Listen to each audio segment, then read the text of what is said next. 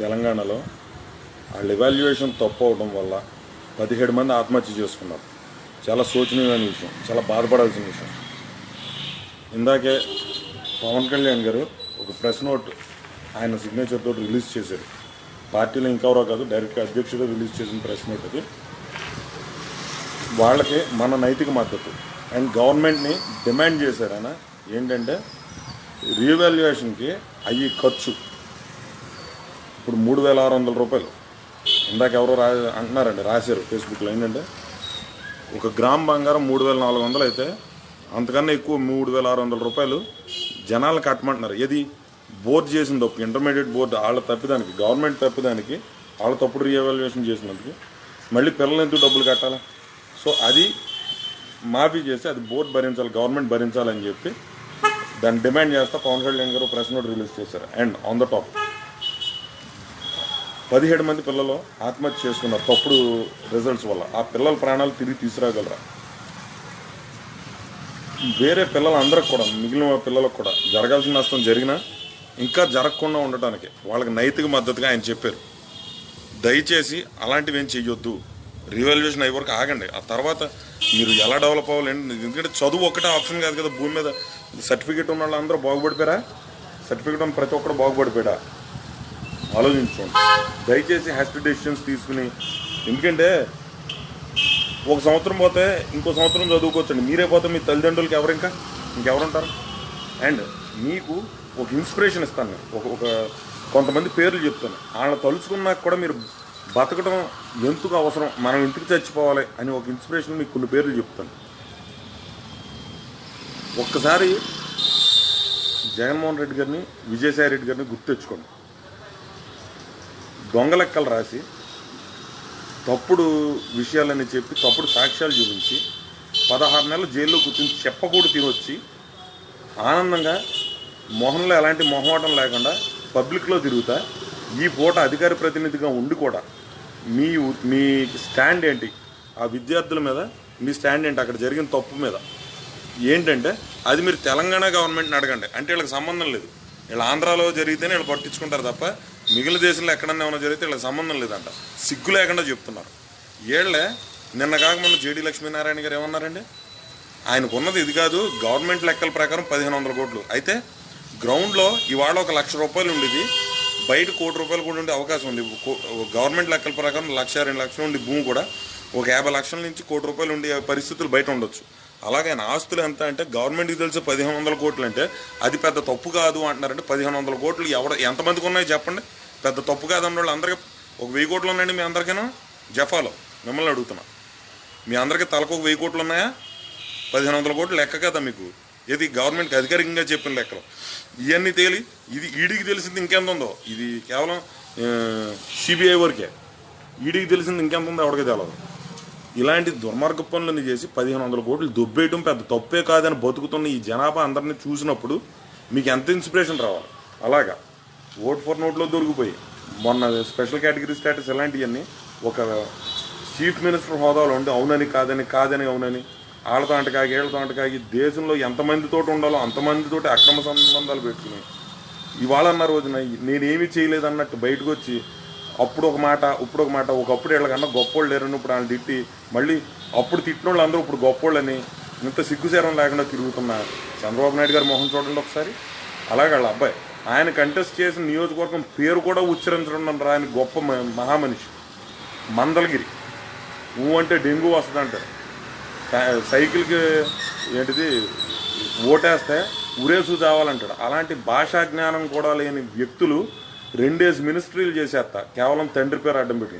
ఇలాంటి దుర్మార్గులు అందరూ సిగ్గు శరం లేకుండా జైల్లో తిరిగి బయట దొంగ పనులు చేసి వీళ్ళ వల్ల ఎంతోమంది పుష్కరాల్లోనే ఇక్కడ చచ్చిపోయి ఇన్ని ఎదో పనులు చేసి వీళ్ళందరూ బతుకుతున్నప్పుడు మీకేం తక్కువ? మీరు బతుకుతానికి ఏం తక్కువ మీకు? వీళ్ళని సపోర్ట్ చేస్తా కూడా ఎంతోమంది ఉన్నారు.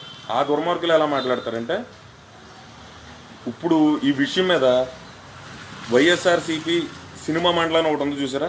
జీవిత రాజశేఖరం, చిన్ని కృష్ణ, పృథ్వీ, పోసాని, ఇలా ఇంకొంతమంది ఉన్నారండి చాలామంది. వీళ్ళందరూ అప్పట్లో తెగబాగేశారు. మరి ఇప్పుడు తప్పు జరిగినప్పుడు నేను అడుగుతానని ఎందుకు బయటకు రావట్లేదు? పవన్ కళ్యాణ్ తిడటానికి వచ్చిన ఈ దిక్కుమాలిన వాళ్ళందరూ ఇప్పుడు బయటకు వచ్చి కేసీఆర్ ప్రభుత్వాన్ని ఎందుకు అడగట్లేదంటే కేసీఆర్ ప్రభుత్వాన్ని ఎందుకు అడగాలి, అది ఇంటర్మీడియట్ బోర్డు కదా అని చెప్పి కొంతమంది జఫాలో దుర్మార్గులు వీళ్ళకి సపోర్ట్ చేస్తున్నారు. ఇక్కడ ఒక విషయం చెప్తున్నానండి, అసలు అడగమన్నదే రిజల్ట్స్ తప్పు అయినందుకు కేసీఆర్ని తిట్టమని అంటలా. ఫస్ట్ థింగ్ ఎందుకు అంటే మీరు అది ఆ తప్పు జరిగిన తర్వాత అది అడుగుతూనే బయటకు వచ్చిన వాళ్ళు జైల్లో పెడుతున్నారు.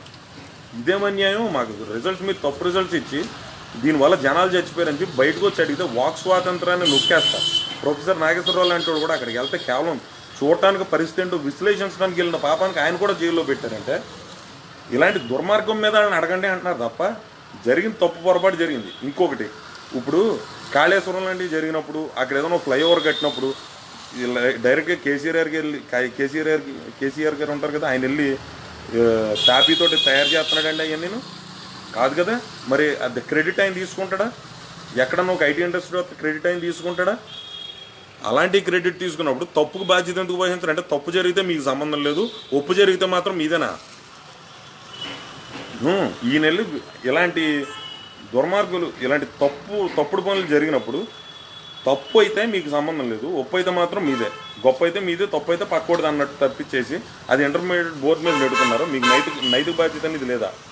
దీనికి సంబంధించి అడిగితే విజయసాయి రెడ్డి గారు లాంటి మాకు సంబంధం ఏంటి, మీరు తెలంగాణ ప్రభుత్వాన్ని అడగండి అంటున్నారు. అంటే రేపొద్దున మీ ఇక్కడ ఆంధ్రాలో జరిగితే మాత్రమే మీరు పట్టించుకుంటారా, లేదంటే అది కూడా వేరే వాళ్ళతో వాళ్ళ సంబంధం? ఇప్పుడు వరకు మీరు చేసింది అదే కదా, ప్రతిపక్షంలో ఉండి ప్రధాన పక్షం ఏ తప్పు చేసినా వాళ్ళకి మీరు ఒక 21 మందిని ఇచ్చేసి సపోర్ట్ ఇచ్చి వాళ్ళని వదిలేశారు. ఎందుకంటే మొన్న ఆవిడ అడిగారు చూసారండి, ఎవరో అఖిలప్రియ గారు, బొమ్మనాగిరెడ్డి గారు అమ్మాయి అఖిలప్రియ గారు ఏమన్నారు, సరే మేము ఇందులోంచి వచ్చేసాం, మాకు మినిస్టర్లా ఇచ్చారు అంటున్నారు కదా, మా మీద మమ్మల్ని రిజైన్ చేయమని అడుగుతున్నాను, మేము రిజైన్ చేయలేదు, ఆయన మమ్మల్ని ఎందుకు సస్పెండ్ చేయలేదు అని అడుగుతుంది. దానికి సమాధానం ఏంటి వాళ్ళ దగ్గర ఉండదు. ఎందుకంటే ఏళ్ళేళ్ళ కుమ్మక్కైపోయి చేసుకునే పనులు ఇది పక్కన పెడితే ఇలాంటి దుర్మార్గులను చూసి ఇలాంటి వాళ్ళని కూడా సపోర్ట్ చేసే వాళ్ళు కూడా అంతమంది ఉన్నప్పుడు వీళ్ళందరూ బతకగలేదు, మీరెందుకు చచ్చిపోతాం? ఇలాంటి నికృష్టులు నీచులే బతుకుతున్నప్పుడు మీకేంటి? మహారాజుల్లో బతుకు ఇంత దుర్మార్గ పనులు చేసి ఇంత తప్పుడు మాటలు మాట్లాడి నోరెత్తితే అబద్ధాలు మాట్లాడి వీళ్ళందరూ సుఖంగా బతికేస్తుంటే ఏదో 4 మార్కులు తక్కువ వచ్చినట్టు చచ్చిపోవాల్సిన అవసరం మీకేంటి? అంత స్థాయి దిగాల్సిన అవసరం మీకు లేదు. ఇంత దుర్మార్గులే బతుకుతున్నప్పుడు మీరు హ్యాపీగా బతకవచ్చు ఈ భూమి మీద. మీరు చేసిన తప్పులేదు. దీనికి డబ్బులు కట్టించుకోవడం అనేది అంతకన్నా తప్పుడు పని ఇంకోటి లేదు. ఈ ఎఫెక్ట్ తెలంగాణ ఎలక్షన్స్ రేపు వచ్చి పంచాయతీ ఎలక్షన్స్లో తెలంగాణ ప్రభుత్వం టీఆర్ఎస్ మీద పడుతుంది, ఇక్కడ వైసీపీ టీడీపీల మీద కూడా పడుతుంది. ఎందుకంటే వీళ్ళిద్దరూ కూడా మాట్లాడట్లా, దొంగల్లో మిన్నుకుండిపోయారు అంతే. అసలు కనీసం నైతిక మద్దతు కూడా ఇవ్వట్లేదు. ఎందుకంటే వాళ్ళు ఇంటర్మీడియట్ పిల్లలు కదా, వాళ్ళకి ఓటు హక్కు ఉండదు కాబట్టి వాళ్ళు చచ్చిపోయినా మీకు పర్లేదు. అదే కదా మీ ఉద్దేశం. రేపేళ్ళ పెద్దోళ్ళు అవుతారు, అప్పుడు ఏం చేస్తారు మీరు? మీ దుర్మార్గాలు వాళ్ళు చూస్తున్నారుగా. పరిస్థితి ఏంటో అర్థం చేసుకోండి. కనీసం బయటకు వచ్చి చెప్పి దమ్ము లేదు. ఏమన్నంటే వీళ్ళ సినిమా మండళ్ళు ఉంటాయి, పనికిమల్లి మండళ్ళు, వీళ్ళు జనాలు తిడతానికే ఆ కత్తిమ సిగరెట్లు చెత్త అంతా వచ్చి జనాలు తిడడానికి వీళ్ళందరూ పనికి వస్తారు తప్ప వీళ్ళ సమాజ బాగు కోసం ఈ రోడ్డు మీద లారీ లోపల వాళ్ళు ఎవరు కూడా సమాజ బాగు కోసం మాత్రం పనికిరారు. ఆ జీవిత రాజశేఖరం, ఆ చిన్ని కృష్ణ మొత్తం సినిమా మండలి ఇది జనసేన సినిమా పార్టీ అని ఏళ్ళలో ఇక్కడ ఉన్నదల్లా పవన్ కళ్యాణ్, నాగబాబు ఇద్దరు కూడా సినిమాల్లో లేరు యాక్టివ్గా చెప్పాలంటే. నాగబాబు గారు ఇంకా ఏదో టీవీ షోలు చేస్తున్నారు, పవన్ కళ్యాణ్ సినిమా వదిలేశారు. ఉన్నది ఒకే యాక్టర్ మాకు కరెక్ట్గా చెప్పాలంటే సినిమా యాక్టర్ అంటే. మీ మొత్తం మండలం అంతా మీ దగ్గరే పెట్టుకుని మీరు దీని సినిమా పార్టీ అన్నారు సిగ్గుసారం లేని వాళ్ళు. వాళ్ళందరూ ఏమైపోయారంటే పేటీఎం వాళ్ళకి వాళ్ళకి డబ్బులు పడేస్తే చేస్తారు, లేదంటే వాళ్ళు బయటికి రారు. వాళ్ళకి సంబంధం లేదు. పిల్లలు చచ్చిపోయినా వాళ్ళకి ఏ సంబంధం లేదు, కనీసం బయటకు వచ్చి మాట్లాడలేదు. అదేమని అడిగితే వాళ్ళు ఎందుకు మాట్లాడాలి, అది తెలంగాణ గవర్నమెంట్ అంటున్నారంటే ఎలాంటి తప్పుడు సపోర్టులు చేస్తున్న వాళ్ళు వీళ్ళకి నైతిక బాధ్యత అంటూ లేదు. వీళ్ళకి ఎవరికైనా అడగమని ఇది నోరు నొక్కేయటాన్ని అడగమంటున్నాం. తప్పు జరిగింది, దాన్ని ఎలా కరెక్ట్ చేసుకోవాలనేది ఒక ప్రాసెస్ ఉంటే అది చేసుకెళ్ళండి. ప్రాణ నష్టం కూడా జరిగింది దీనివల్ల. అది వాళ్ళ గొడ్లు ఎప్పితే న్యూస్, కానీ ఈ న్యూస్లు ఎందుకు అవుతాయండి? న్యూస్ ఛానల్ ఇవి చూపించవు. వాళ్ళు గొడ్లు ఎప్పితేనే న్యూస్. ఎవరితో వచ్చి రోడ్డు మీద పడి గొడ్లు ఎప్పితే అప్పుడు చూపెడతారండి దిక్కుమాలిన వాళ్ళు అందరూ కలిసి. కాబట్టి పిల్లలకి ఇలా చెప్పేది ఒకటే, ఇలాంటి దుర్మార్గులందరూ బతుకుతున్నప్పుడు మీకేంటి? ధైర్యంగా బతకండి. దయచేసి ఇలాంటి హెస్ట్ డెసిషన్స్ తీసుకోవద్దు. జీవితం బోల్డ్ అంత ఉంది. ఏదో ఇంటర్మీడియట్ 1 సంవత్సరం లేట్ అయితే ప్రపంచం ఏమో ఆగిపోదు. మీరు పోతే మీ తల్లిదండ్రులకి ఎవరు దొరుకుతారు? మళ్ళీ ఆలోచించండి. ఏదైనా పిచ్చి డెసిషన్స్ అలాంటి పనికిమల్లి డెసిషన్ తీసుకోవచ్చు. చచ్చిపోయేంత విలువేం కాదు. ఈ ఎగ్జామ్స్ వల్ల జనాలు బాగుపడిపోతారని తప్పు. 6 లక్షల మంది 7 లక్షల మంది సంవత్సరానికి బయటపడుతుంటే అందులో ఎంతమంది ఇంజనీరింగ్లో ఇంటర్మీడియట్లో చేస్తున్నారు, తర్వాత డిగ్రీలు చేస్తున్నారో ఆ చేసిన వాళ్ళందరికీ ఉద్యోగాలు వచ్చేస్తున్నాయా?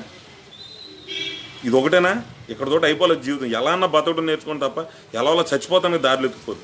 దయచేసి టీచర్స్కి పేరెంట్స్కి నా రిక్వెస్ట్ ఏంటంటే ఇది ఒక్కటే జీవితం కాదు. ఈ రోజున తిండి తిని బతుకుతాం అనేది కష్టమైన పని కాదు. కాబట్టి పిల్లల్ని ప్రెషర్ చేసి ప్రెషర్ కుక్కర్లో పెట్టేసి మగ్గబెట్టేసి ఇలా చంపేది. మీరు కన్నది పిల్లల్ని ప్రెషర్ ఇచ్చేసి చంపేతానికి కాదు. దయచేసి అలా హింసించవద్దు.